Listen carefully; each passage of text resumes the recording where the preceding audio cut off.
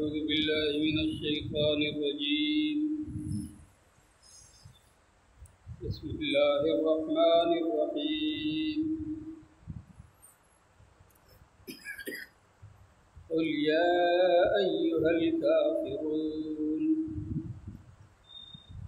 لا أعبد ما تعبدون ولا أنتم عابدون ما أعبد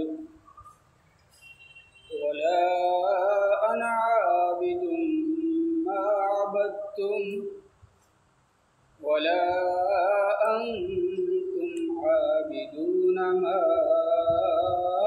أعبد لكم دينكم ولي دين.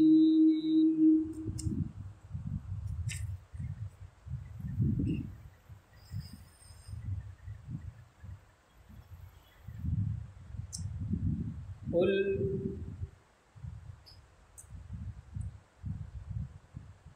عربی میں یہ امر کا صیغہ ہے، اس کے معنی ہیں آپ کہہ دیجیے.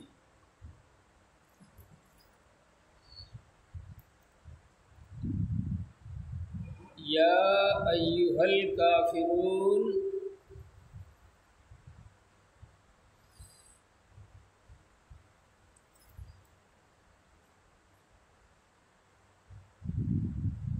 یا مانے اے، ایو اور ہا یہ دونوں مل کر کے ایھا. ایھا کے معنی بھی ہیں اے.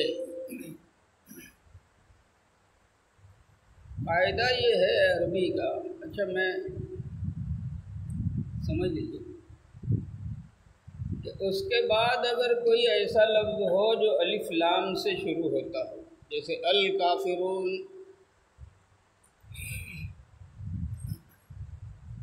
المزمل، المدثر، النبی، الرسول، یہ سب الف اور لام سے شروع ہوتے ہیں. تو جو بھی الفاظ الف اور لام سے شروع ہوتے ہیں ان سے پہلے اگر یا آیا تو براہ راست نہیں کہیں گے، بلکہ درمیان میں ایھا لگائیں گے تب بولیں گے. جیسے یا ایھا النبی، یا ایھا الرسول، یا ایھا المزمل، یا ایھا المدثر. یہاں بھی چونکہ الکافرون الف لام سے شروع ہو رہا ہے، اس لیے یا کے بعد پھر ایھا لگا. قل یا ایھا الکافرون، اے میرے نبی صلی اللہ علیہ وسلم آپ فرما دیجئے کہ اے کافرو، لا اعبد، لا کا مطلب اس سے پہلے بھی لا کا لفظ آ چکا ہے، اس کا ترجمہ ہوتا ہے نہیں. لا اعبد، اعبد میں عبادت کرتا ہوں، لا اعبد میں عبادت نہیں کرتا ہوں. ما جو، جس کی، تعبدون تم عبادت کرتے. آپ فرما دیجئے کہ میں اس کی عبادت نہیں کرتا جس کی تم عبادت کرتے ہو. ولا انتم، انتم مانے تم لوگ، عابدون عبادت کرنے والے ہو، عبادت کرنے والے، ما اعبد جس کی میں عبادت کرتا ہوں. ولا انتم عابدون ما اعبد، اور تم بھی اس کی عبادت کرنے والے نہیں ہو جس کی میں عبادت کرتا ہوں. ولا انا عابد ما عبدتم، واو مانے اور، لا مانے نہیں، انا مانے میں. عابد عبادت کرنے والا، ولا انا عابد اور میں عبادت کرنے والا نہیں ہوں، ما عبدتم جس کی تم نے عبادت کی. ولا انتم عابدون ما اعبد اور تم اس کی عبادت کرنے والے نہیں ہو جس کی میں عبادت کرتا ہوں۔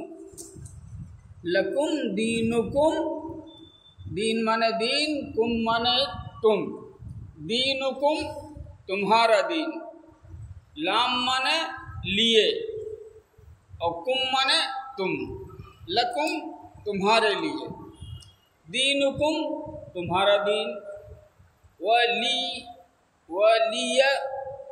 اور لام مانے لیے اور یہ مانے میں، ولی اور میرے لیے، دین دین، لکم دینکم ولی دین، تمہارے لیے تمہارا دین ہے اور میرے لیے میرا دین ہے۔ یہ سورہ مکی ہے، مکے میں نازل۔ اس سے پہلے والی جو سورت تھی اس میں ایک آدھ بات رہ گئی۔ پہلے والی سورت جو ہے وہ حضور اکرم صلی اللہ علیہ وسلم کے لیے خوشخبری بھی تھی کہ ہم نے آپ کو کوثر دیا، اور کوثر کا ترجمہ میں نے عرض کیا تھا کہ بہت زیادہ چیز، بہت بڑی بھلائی، بہت زیادہ بھلائی، تو ہم نے آپ کو بہت زیادہ بھلائی کی چیز عطا کی ہے۔ اور کوثر سے مراد اگر وہ کوثر لیں جو جنت میں ہے تو کوثر جنت کی ایک نہر کا نام ہے، اور جس کے کنارے پر آسمان کے ستاروں کے برابر موتیوں کے پیالے موجود ہیں۔ کوثر کا پانی برف سے زیادہ ٹھنڈا، شہد سے زیادہ میٹھا اور مشک سے زیادہ خوشبودار ہے۔ اس کی خاصیت یہ ہے کہ اس کوثر کے پانی سے ایک مرتبہ اگر کوئی پی لے تو پھر اس کو کبھی پیاس نہیں ستائے، اور اسی کی کا ایک حوض ہے جو نکالا گیا ہے، بنایا گیا ہے۔ یہ کوثر اللہ رب العزت نے نبی اکرم صلی اللہ علیہ وسلم کو خاص طور سے عطا فرما دی ہے، اور اس سے جو حوض بنایا گیا ہے تو حضور اکرم صلی اللہ علیہ وسلم اس حوض سے اپنے امتیوں کو پلائیں گے۔ لوگ آئیں گے اور جو نبی اکرم صلی اللہ علیہ وسلم کو دل سے ماننے والے ہیں، دل سے ماننے والے کا مطلب حضور اکرم صلی اللہ علیہ وسلم نے جو جو فرمایا ہے اس پر عمل کرنے والے ہیں، اس کو دل میں بسا کر اسی راستے پر چلنے والے ہیں اور فرما برداری کے ساتھ زندگی گزارنے والے ہیں، تو حضور اکرم صلی اللہ علیہ وسلم حوض پہ رہیں گے اور لوگ آتے جائیں گے اور آپ صلی اللہ علیہ وسلم ان کو پلاتے جائیں گے، اور جو ایک مرتبہ پی لے گا پھر کبھی پیاسا نہیں ہوگا۔ دعا کرو اللہ تعالی ہم سب کو بھی حوض کوثر سے جام نصیب فرمائے۔ اس میں حدیث پاک میں آتا ہے کہ کچھ لوگ ایسے بھی ہوں گے جو نام تو میرا لیتے ہوں گے اور میرے پاس وہ حوض پر کوثر کا جام لینے کے لیے اور کوثر کی شراب پینے کے لیے میرے قریب آئیں گے، تو اللہ کی طرف سے میرے اور ان کے درمیان ایک دیوار قائم کر دی جائے گی، وہ میرے پاس نہیں آ سکیں گے۔ تو میں اللہ رب العزت سے عرض کروں گا پروردگارا یہ تو میری امت کے لوگ ہیں اور میری امت کے لوگوں کو میرے پاس آنے سے روکا جا رہا ہے،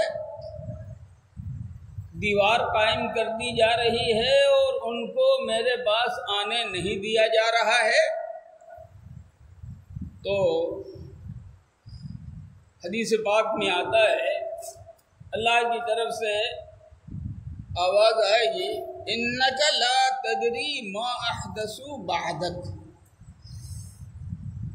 آپ نہیں جانتے، آپ کو پتہ نہیں ہے کہ آپ کے بعد ان لوگوں نے دین میں نئی نئی کتنی باتیں پیدا کر دی تھی۔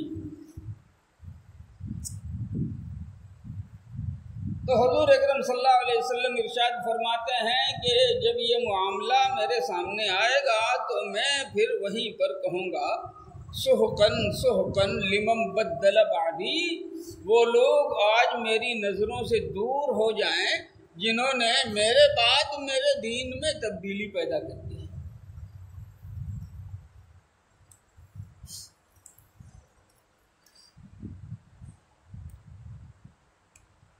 وہاں یہ آیت، یہ سورت، میں نے عرض کیا تھا کہ نبی اکرم صلی اللہ علیہ وسلم کے جو بدترین مخالفین تھے مکے میں، ان لوگوں نے حضور اکرم صلی اللہ علیہ وسلم کے صاحبزادے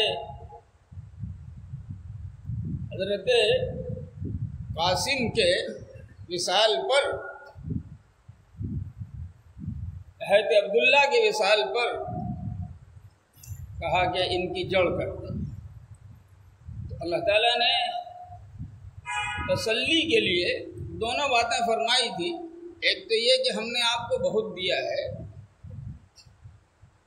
صاحبزادے کا انتقال یہ میری حکمت ہے، یہ اس کو میں جانتا ہوں، آپ اس پر زیادہ رنجیدہ نہ ہوں، غم نہ کریں، افسوس نہ کریں۔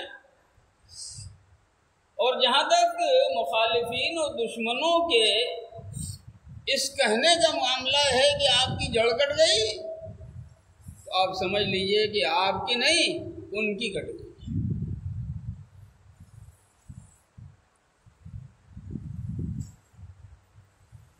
اور آج کوئی بھی ایسا نہیں ہے جو ان کا نام لیوا ہو، جبکہ حضور اکرم جناب محمد رسول اللہ صلی اللہ علیہ وسلم کا تذکرہ، آپ کا مبارک ذکر پوری دنیا میں ہر وقت گونج رہا ہے۔ اب اسے اگلی جو صورت ہے اس میں ایک جوڑ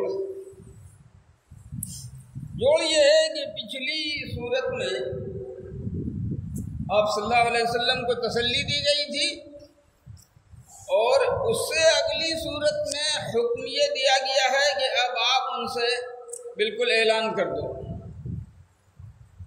کہ تمہارا ہمارا کوئی میل نہیں، کوئی جوڑ نہیں، تم اپنے طریقے پہ چل رہے ہو، چلتے رہو، ہم کو اس سے کوئی لینا دینا نہیں ہے، لیکن ہمارا اس معاملے میں تم سے کوئی رشتہ، کسی قسم کا کوئی تعلق نہیں رہے گا۔ یہ سورہ نازل کیسے ہوئی؟ اس میں یہ بات لکھی ہوئی ہے کہ مکہ میں جو بت پرستوں کے بڑے بڑے سردار تھے، ابو جہل تھا، عتبہ تھا، ولید ابن مغیرہ تھا، عاص ابن وائل، امیہ ابن خلف، یہ بڑے بڑے سردار تھے بت پرستوں کے، اور آپ صلی اللہ علیہ وسلم کے بدترین مخالف۔ یہ لوگ آئے ایک مرتبہ کہ محمد صلی اللہ علیہ وسلم، آپ نے یہ نیا دین جاری کیا ہے، ہم لوگ اپنے باپ دادا کے دین پر ہیں، ہمارے بتوں کی برائی بیان کرتے ہیں اور کہتے ہیں کہ لات میں کوئی طاقت نہیں، عزا کوئی چیز نہیں ہے، ہبل کوئی چیز نہیں ہے، منات میں کوئی طاقت نہیں رکھی ہوئی ہے، بیکار ہیں یہ سب، اور ایک اللہ کا نام لیتے ہیں آپ۔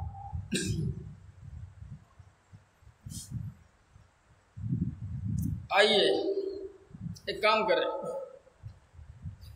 کمپرومائز کر لیں۔ کمپرومائز یہ کر لیں کہ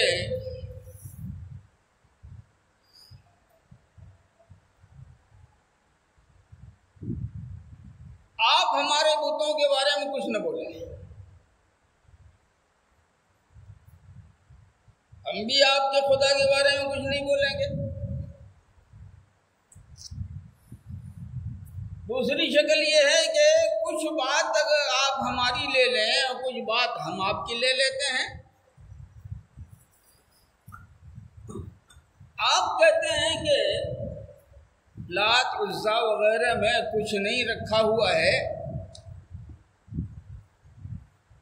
اور آپ ان سے ان کی عبادت چھوڑ کے بالکل محروم ہیں۔ تو ایسا کیجئے کہ سال بھر آپ ہمارے لات عزا کو مانیے اور سال بھر ہم بھی آپ کے اللہ کی عبادت کریں گے۔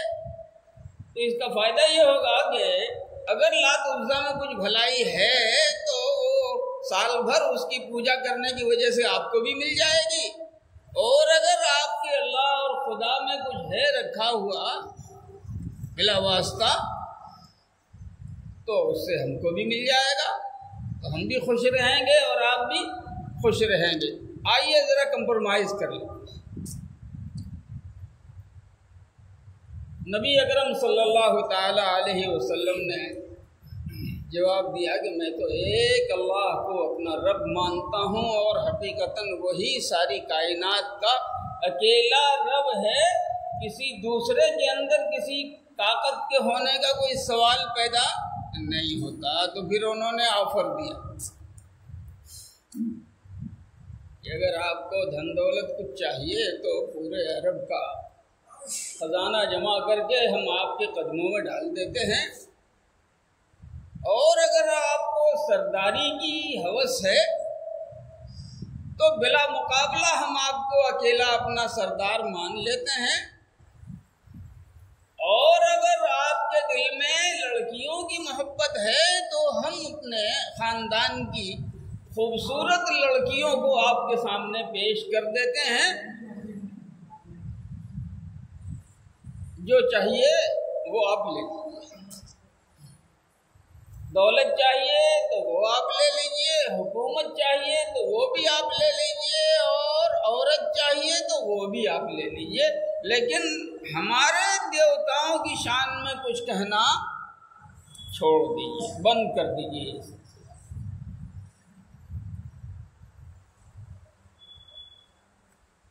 یہ صورت نازل ہو گئی، اور اس صورت میں حکم دیا گیا کہ میرے نبی صلی اللہ علیہ وسلم یہ ان کو جا کے سنا دیجیے۔ قل، آپ فرمائیے، یا ایھا الکافرون، اے کافرو، لا اعبد ما تعبدون، جس کو تم پوجتے ہو میں اس کو پوجنے والا نہیں، یہ نہیں ہو پائے گا۔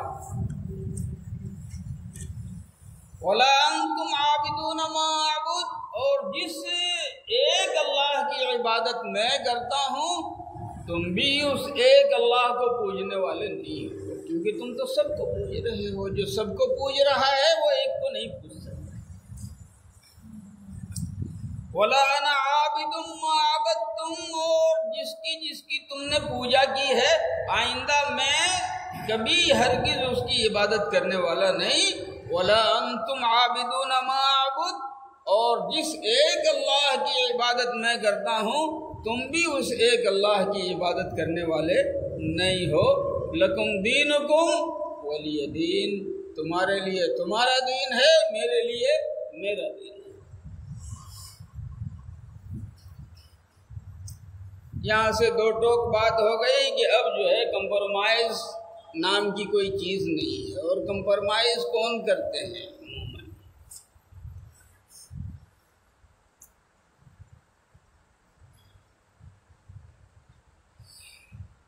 जो सही रास्ते पे होते हैं वो अपना हक माफ़ करते हैं, लेकिन ये मामला दीन का है, अल्लाह रब्बुल इज़्ज़त को मानने का है। इसमें दुनिया की किसी चीज़ की कोई मुदाखलत, कोई इंटरफियर बर्दाश्त नहीं। दो ही बात है, या तो जान रहेगी या नहीं रहेगी। यहाँ जो मसला चला था वंदे मातरम का, उलमाए किराम ने यही फतवा दिया कि ये लोग इस ज़मीन को अपनी माता और अपनी माबूद मान करके उसके लिए अपनी बंदगी का इकरार करते हैं, और हमारा कहना ये है कि बंदगी तो हम एक रब की करेंगे और किसी की बंदगी के लिए हम हरगिज़ तैयार होने वाले नहीं हैं। मोहब्बत अलग चीज़ है, बंदगी अलग चीज़ है।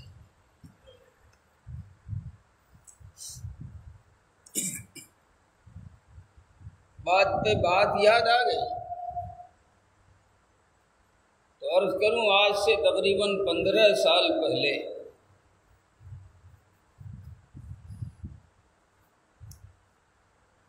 साल से कम नहीं होता होगा, कुछ ज़्यादा ही होता होगा, मुमकिन है कि 20 साल हो। मैं बस पे बैठा हुआ था, इत्तेफाक से मेरी बगल में जो बैठे हुए सज्जन थे वो गैर मुस्लिम थे।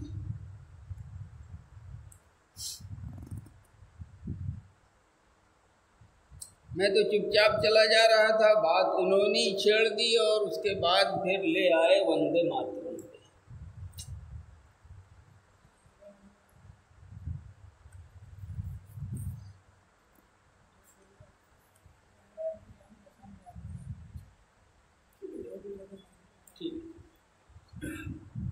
तो उन्होंने कहा कि आप लोग इतने कट्टर क्यों होते हैं और आप लोगों को वंदे मातरम कहने में क्या दिक्कत है?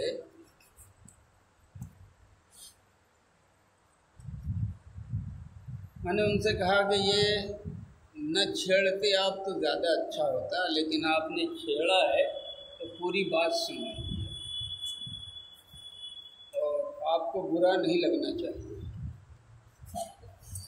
ये मामला है रब की इबादत का।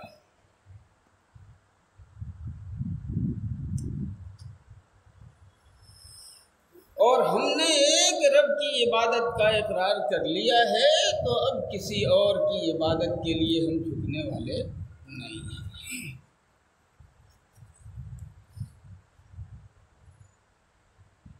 सीधी सीधी बात। जहाँ तक मसला है वतन की मोहब्बत का, तो वतन की मोहब्बत हमारे दिल में हरगिज़ किसी से कम नहीं है, बल्कि जितनी मोहब्बत हमारे दिल में है शायद दूसरों के दिल में उतनी नहीं होगी। मैंने कहा अगर आप और सुनना चाहते हैं तो सुनिए। औरत दो तरह की होती है, एक कोठे पे रहने वाली जिसका कोई शौहर नहीं होता, और एक घरेलू जिसका एक शौहर होता है। जो एक को अपना शौहर मानती है वो किसी और को ये मकाम देने के लिए तैयार नहीं होती, और जो कोठे पे होती है, जो एक को नहीं मानती, जो उसकी फीस अदा करे वही उसका एक रात का शौहर बन जाता है। मैंने कहा आइए मैं मिसाल से आपको समझाता हूँ। एक औरत है, उसका एक बेटा है, उसका एक भाई है, उसका एक बाप है, उसका एक शौहर है। अपना बिस्तर उसने अपने शौहर के लिए खास करके रखा है, उस हैसियत से वो किसी को भी जगह देने के लिए तैयार नहीं है। अब उसका बाप आता है कि बेटी अगर तू मुझसे मोहब्बत करती है तो जो हैसियत तू अपने शौहर को देती है वही हैसियत मुझे भी दे। कोई दुनिया की औरत, ख़ास तौर से हिंदुस्तान की औरत, इसके लिए तैयार होगी नहीं। اور اگر تیار نہیں ہو رہی ہے تو کیا باپ کی محبت میں کوئی فرق آیا؟ باپ کی محبت اس کے دل میں کم ہے؟ کیونکہ دونوں حیثیتیں الگ الگ ہیں۔ باپ ہونے کی حیثیت الگ ہے اور شوہر ہونے کی حیثیت الگ ہے، بھائی ہونے کی حیثیت الگ ہے، شوہر ہونے کی حیثیت الگ ہے، بیٹا ہونے کی حیثیت الگ ہے اور شوہر ہونے کی حیثیت الگ ہے۔ بیٹا اگر شوہر کا مقام حاصل کرنا چاہے، بھائی اگر وہی مقام حاصل کرنا چاہے، باپ اگر وہی مقام حاصل کرنا چاہے تو ایک عزت دار عورت ہرگز کبھی اس کے لیے تیار نہیں ہوگی، اور کوئی اس کو یہ طعنہ نہیں دے سکتا ہے کہ تمہارے دل میں میری محبت نہیں ہے اسی لیے تم انکار کرتے ہو۔ میں نے کہا سنو، اب یہ بالکل وہی حال ہے، ہم نے رب ہونے کی حیثیت سے اپنے پروردگار کو ایک مقام دیا ہے، ہم اسی کی عبادت کرتے ہیں، کسی اور کی عبادت کے لیے ہم ہرگز تیار نہیں ہوتے۔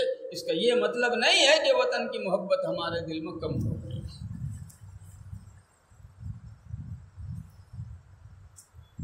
بالکل خاموش ہو گئے، کوئی جواب نہیں بنا ان کے پاس۔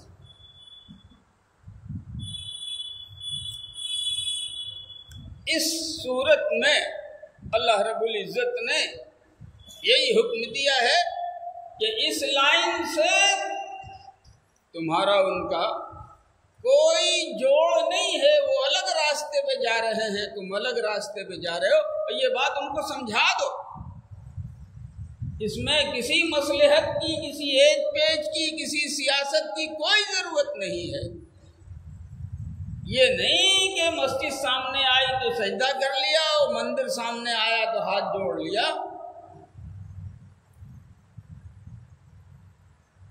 اسلام اس کو کبھی پسند نہیں کرتا۔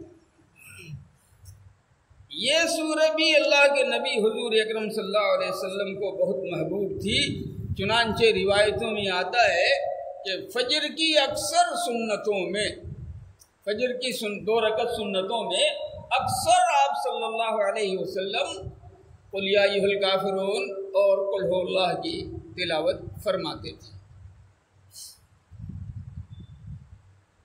ایک بات اور بھی ہے، حدیث پاک میں آتا ہے کہ سورہ کافرون چوتھائی قرآن ہے۔ بھی چھوٹی سی سورت چوتھائی قرآن کیسے؟ تو بات سمجھو، کیوں کہا اللہ کے رسول صلی اللہ علیہ وسلم نے؟